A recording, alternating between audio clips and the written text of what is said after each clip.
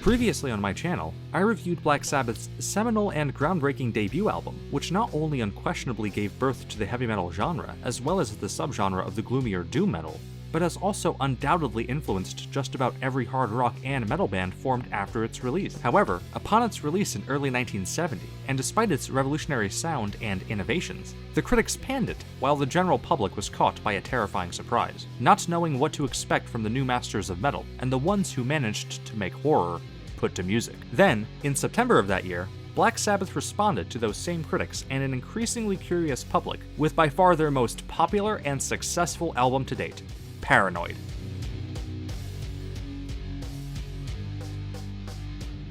Black Sabbath. Even the very name sends shockwaves throughout the music world, as they are universally recognized as the band that created heavy metal as its very own genre. Given the fact also that they will be playing what is billed as their very last show at Villa Park in Birmingham, England this upcoming July, I feel it is the perfect time to continue covering this legendary band by now focusing on their second album and their most famous album to date, Paranoid. To give a brief recap on Black Sabbath as a band, they were founded in their home city of Birmingham, England, under the name the Polkatook Blues Band in 1968, and then renamed themselves to Earth, until finally settling on the name Black Sabbath after the 1963 horror masterpiece of the same name starring Boris Karloff and directed by Mario Bava, staying with this name change after deciding to base their music on horror. Black Sabbath would consist of bass guitarist and lead songwriter Geezer Butler, the simultaneously laid-back but lively Bill Ward on drums, guitarist Tony Iommi, and formerly convicted burglar, slaughterhouse worker turned wonderfully energetic singer Ozzy Osbourne on vocals. Notably, Black Sabbath's emergence as a metal band can be directly tied to a serious accident that struck one of the members.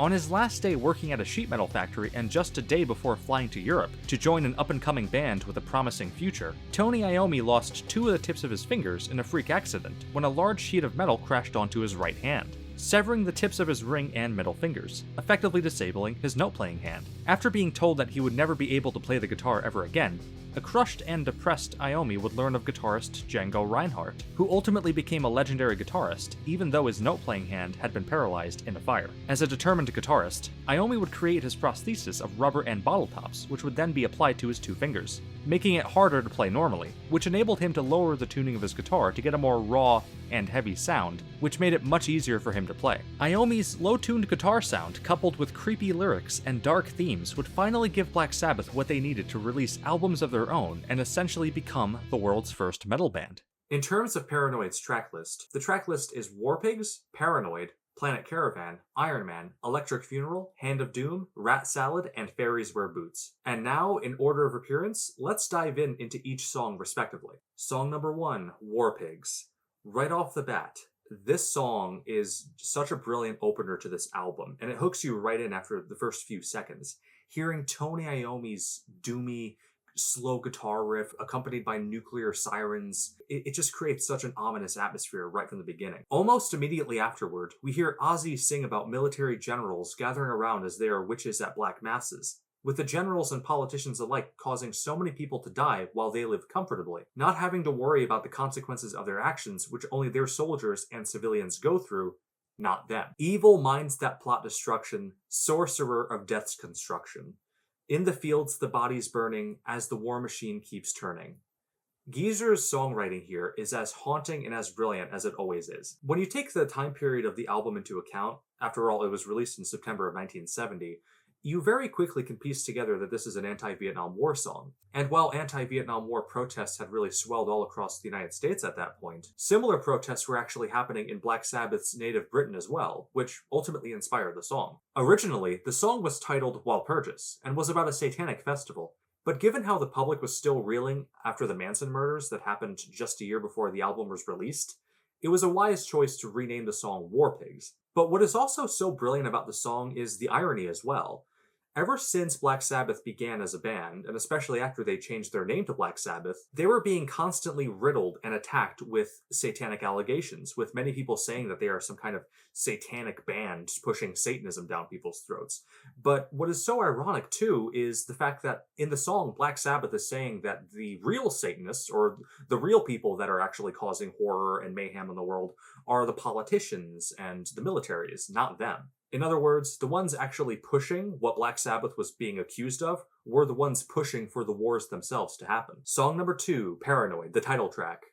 This song is such an adrenaline rush put to music, coming in at just 2 minutes and 48 seconds, compared to the nearly 8-minute War Pigs. And I have to say, listening to the title track Paranoid is just akin to getting struck by lightning. Interestingly, while the song is very fast-paced and has that electrifying, almost helicopter Tony Iommi guitar playing with the song is actually about depression, or specifically Geezer Butler writing the lyrics because he was really unable to tell the difference between anxiety and paranoia and depression, essentially. In Ozzy Osbourne's incredible autobiography, I Am Ozzy, Ozzy explains that Paranoid was the last song recorded for the album, and was only made because the band needed 3 more minutes to add to the album. According to Ozzy, it only took the band 2 hours to write, record, and finally complete the song, which was, in the band's eyes, nothing more but a filler tune. However, without even fully realizing or thinking of it, Paranoid would become the song that made Black Sabbath, at least in the eyes of the global audience and record sales, becoming the group's most successful song and their first hit single. Black Sabbath would even perform the song at the Top of the Pops, the first time the band had played to a televised audience across Britain shortly before they would come to the US, where they would break even more ground critically. As a result of the song's incredible popularity, it was a great idea to really name the album after the song, because originally, the album's title was going to be War Pigs after the first song. But changing the name of the album to Paranoid, especially while Paranoid became such a massively huge single, was a great idea for record sales and Black Sabbath's legacy as a whole. Every time I listen to Paranoid, I feel so much adrenaline. It is easily one of the fastest songs ever put out by a metal or rock band, and given the fact that it became such a huge fan and critical favorite, I just find it so ironic that it ultimately was just a filler tune in the beginning. Planet Caravan, song number 3. This song is the only outlier on the album because while everything else is very doomy, dark, and heavy, this song is the complete opposite. Instead of being a heavy metal number, Planet Caravan is a psychedelic and dreamy love song about floating in space with the person that you love. The lyrics paint a romantic yet mysterious journey in which 2 lovers are floating through the universe, passing planets and floating through constellations, specifically passing by Earth and Mars before continuing a never-ending journey through the universe. And so we pass on by the crimson eye of great god Mars as we travel through the universe. With those lyrics alone, Planet Caravan became the most touching and romantic song that Black Sabbath would release up until this point. Ozzy's lyrical delivery is outstanding here, especially given the fact that his voice was put through a voice modulation device, giving it a more hypnotic and bizarre sound. Planet Caravan is also the result of Black Sabbath as a band really changing things up a bit on their albums, in which on every single album that they would release, there was always that one song that is just such a total outlier and is so different from everything else on the album. While Paranoid has Planet Caravan, for Black Sabbath's next album, Master of Reality, the song is Solitude. For the album Volume 4, it's Changes, and for Sabbath Bloody Sabbath, the song is Fluff. I should also note that the song Zeitgeist on the 13 album released back in 2013, which came to be Black Sabbath's final album, could be viewed as a sequel to Planet Caravan. Song number 4, Iron Man. This song begins with one of the most intimidating openings in music history, with such a menacing drum beat, which has always been compared to something creeping up from behind you, followed by Ozzy saying, I am Iron Man, again using a sound modulating device. And then we hear Tony Iommi's iconic guitar riff, which has ultimately made the song Iron Man really what it is today, and that being one of the most iconic Black Sabbath songs ever. One of the most important things to really say when it comes to Iron Man is the fact that all throughout Black Sabbath's history, and especially in more recent times, Iron Man has really become most people's introduction to the band, or at least the introduction for a sizable number of people, especially given the fact that the song was featured as the end credits music for 2008's Iron Man, as well as for the official trailer music of Iron Man 2. These 2 key decisions to use the song to coincide with Marvel's Iron Man has so closely linked the song to the character as a whole, even though the song itself has absolutely nothing to do with Marvel's Iron Man in the slightest. In fact, the Iron Man, as described in the song, is actually a lot more menacing and a lot darker. According to Geezer Butler, the song is actually about a man who travels to the future and witnesses the apocalypse firsthand. However, when he time travels back to the present to try to warn people, his friends, family, just about everyone else in general, about the coming apocalypse that he saw with his own very eyes, instead of everyone believing him, they mock and ridicule him. And then after getting mocked and ridiculed, He becomes this grotesque Iron Man and ultimately causes the very same apocalypse that he witnessed that would occur in the future against all those that ridiculed him in the present, making for a very dark and at the same time sadistic song. Despite the comparisons between Marvel's Iron Man and this song, I always thought that this song was actually a lot closer to a 1977 little-known horror movie called The Incredible Melting Man, about an astronaut who returns from space and rapidly melts into a bloodied mess, also gaining superhuman strength as he wages a war against the human race. A very raw movie that reminds me a lot of one of Black Sabbath's core masterpieces, Electric Funeral. This song, right off the bat, is an absolute face melter.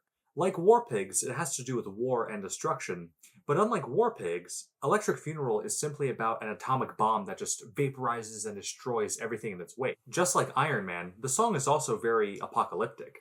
It describes rivers turning into wood and ice becoming blood. Heaven's golden chorus sings, hell's angels flap their wings, evil souls fall to hell, ever trapped in burning cells. These are some of the most vivid lyrics that Black Sabbath had really written up until this point. And I especially love how earlier in the song it describes humans turning into clay as a result of the nuclear devastation. Electric Funeral is also a great example of a doom metal song. Doom metal, which Black Sabbath would pretty much create and serve as the core pioneer of, is a metal subgenre that relies heavily on slow tempos and low-tuned guitars, often creating a very thick and ominous sound, conveying a sense of despair and sadness, or, well, doom. When listening to Electric Funeral, that is exactly what you get. Hand of Doom, song number 6 on the album. In terms of subject matter, Hand of Doom is by far the darkest song on the entire album. To best describe it, Hand of Doom is basically a march of death put to music, simply about a Vietnam War veteran who returns home, but while the war may be over,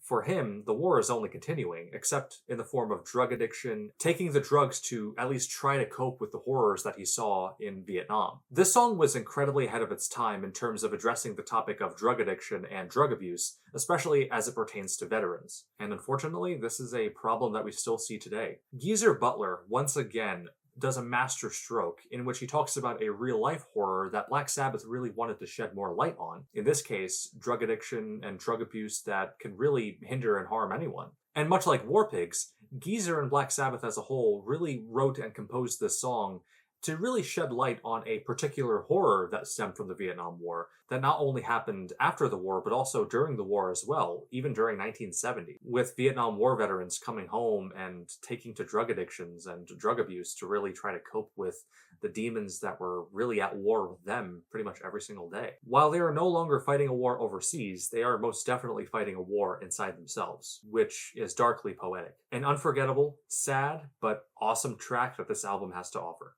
Rat Salad. This is the only instrumental on the album, and while Tony, Geezer, and of course Ozzy all excelled and gave it their all for this album, Rat Salad was Bill Ward's time to shine on the drums. The entire track is Bill Ward just hamming it out on the drums, while Tony and Geezer provide support as well. An interesting fun fact regarding this song is Eddie Van Halen originally wanted to name his band after the track because of how much of a fan he is of it, but decided to name his band Van Halen instead. The entire track is essentially just a catchy drum solo, with Tony Iommi adding in his occasional guitar riff to support him as well. Just having Ward go all out and go absolutely ballistic on the drums with so much fury and wrath, it really is such an earworm. The final song, Fairies Wear Boots, coming in at number 8. This is a monster of a song, filled with different complexities and conflicting stories in its lyrics. Everything comes together with the song, with Geezer's excellent bass playing, Bill Ward's wonderful jazz-influenced drumming, Iommi's imposing riffs, and Ozzy's hectically energetic vocals, all describing a man who is tripping on acid and seeing fairies fly all around him.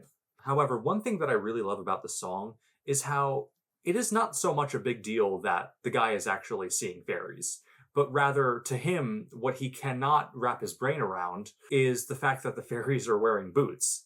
Really, that's it. It's not the fact that he's actually seeing fairies, it's the fact that they're all wearing boots, essentially, that really blows his mind, which is just hilarious. I mean, you would think him seeing fairies would that would be what would stick out to him the most, not the fact that they're wearing a certain article of clothing. It's just ridiculous, but that's part of what makes the song stand out and part of what makes it so great to begin with. Another key point of the song, though, is the fact that nobody can really agree on what the song is actually about. I mean, sure, it is about a guy who is tripping on acid and seeing fairies. Sure, I guess we established that part. But other than that, there really is nothing anyone can agree on. Ozzy Osbourne, for his part, in typical Ozzy fashion, simply has no recollection as to what the song is even about, or how it was even written, or where it even came from, insisting only that the song is really just about a guy who is tripping on acid and seeing fairies, so why should anyone try to give it a second thought? Hilariously, though, Geezer does have a more intelligent and a very wildly different take on what the song actually is and the overall interpretation. So instead of it really just being a guy who is tripping on acid seeing fairies wear boots, he says that the song actually has to do with skinheads who would commonly refer to the members of Black Sabbath as fairies all throughout the early 70s, simply because the band members had long hair. Whatever the case, it is an outstanding song and a wonderful track to end the album with. Okay, now for the hard part, and that is ranking each song and ultimately picking which ones are better than the others. This is incredibly difficult for me because I love all 8 songs and for different reasons as well. But naturally, some songs are weaker than others, so here goes. Okay, so from 8 being the weakest to number 1 being the strongest to me, I would have to begin with Rat Salad being number 8. Okay, now as captivating as this is as an instrumental drumming track, I just feel it lacks a certain element of mystique that all the other songs have on the album. Of course, I still love it. Bill Ward is a phenomenal drummer, and he really did contribute to Black Sabbath in many more ways than one, even outside of drumming. But the key point about this song that I do find really neat is the fact that oftentimes when Black Sabbath would perform live, in between songs, Ward would just ham it out on his drumming, often improvising between songs and coming up with really wicked drumming on the spot. And when you listen to it, it is as though you're actually hearing that, an improvised, truly captivating and awe-inspiring drumming instrumental. But I am very happy that we have this song, or this instrumental track on the album, so that we can say, okay, this was Bill Ward's time to shine, and he did. Number 7, Electric Funeral. Great imagery, wonderful lyrics, and again, a wonderful early example of doom metal. But as much as I love it, just like Rat Salad, it was never really one of my favorites, but I still listen to it constantly, as I do with Rat Salad as well. Number 6, Fairies Wear Boots. I remember falling in love with this song so much when I first listened to it, and I still listen to it constantly, even today. And even though nobody could actually agree on what the song is about, it still has not stopped me or anyone else from listening to it over and over again. Number 5, Iron Man. Okay, now despite me ranking it only at number 5, I have to say, this song is easily in the top 3 most famous Black Sabbath songs. The others, of course, being Paranoid and War Pigs, all on this album. So that's that, but I really love the Iron Man character that is described in the actual song's lyrics. How the Iron Man here causes the apocalypse just to get retribution against all those that have wronged him. This theme is something a lot of loners can relate to, whether they are heavy metal fans or not. It is almost a sick, dark, and again, sadistic fantasy that someone who constantly gets bullied or put down, or someone who just feels like an outcast would have. And truth be told, there is something to resonate with there. Number 4, Paranoid. I love this track.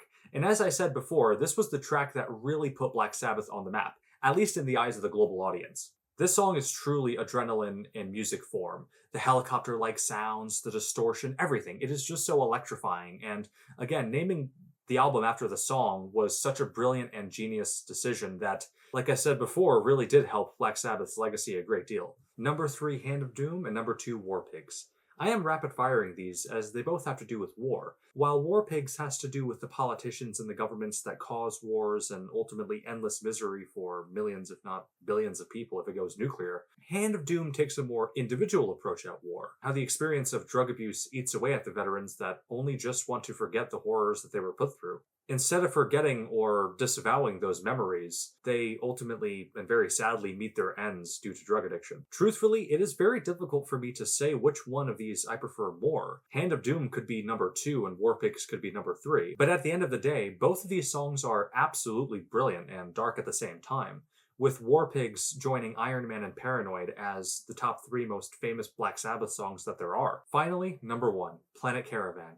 This may come as a surprise, but for the longest time, Planet Caravan has been my favorite song on Paranoid, period. Each time I listen to it, I cannot help but think of different images that come to my mind, whether it be classic science fiction movies or the concept of space exploration to begin with. The song as a whole is one of the best examples of simplicity as the highest form of sophistication that there is, in my opinion. Because rather than being about the end of the world or drug addiction or paranoia or a time traveler with a vengeance, Planet Caravan is simply about two lovers who are floating through the universe. Another reason why I love the song so much, and another reason why it is number one, is because it proved that Black Sabbath was more than a metal band. I mean, sure, they are a metal band, of course, everyone knows that, but they were not afraid to experiment with different musical genres or different styles. And Planet Caravan is just one of many examples of Black Sabbath really proving that they had so much more to offer than just the primary genre that they worked with. They always tried to do something different, surprising and amazing their fans and music listeners in the process. Listening to the song always works, whether you are in your car or in your room or wherever you are.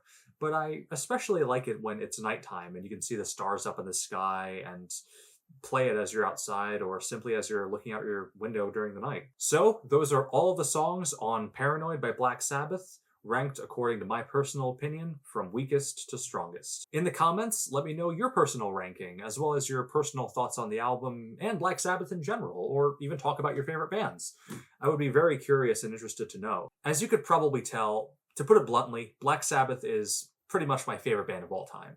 I mean, it was only natural for me to talk about this band and to go through all the albums and review this one in particular, such a monumental and groundbreaking album. I highly recommend listening to it if you haven't already, and give the debut album a listen too. I mentioned this story during my review of Black Sabbath's debut album, but I figured I would mention it here as well. The first time I ever listened to Black Sabbath will always stick with me. I remember it being a very overcast day. I had just moved to a new town, so I was unsure about the life that awaited me. I was home alone. It was raining outside.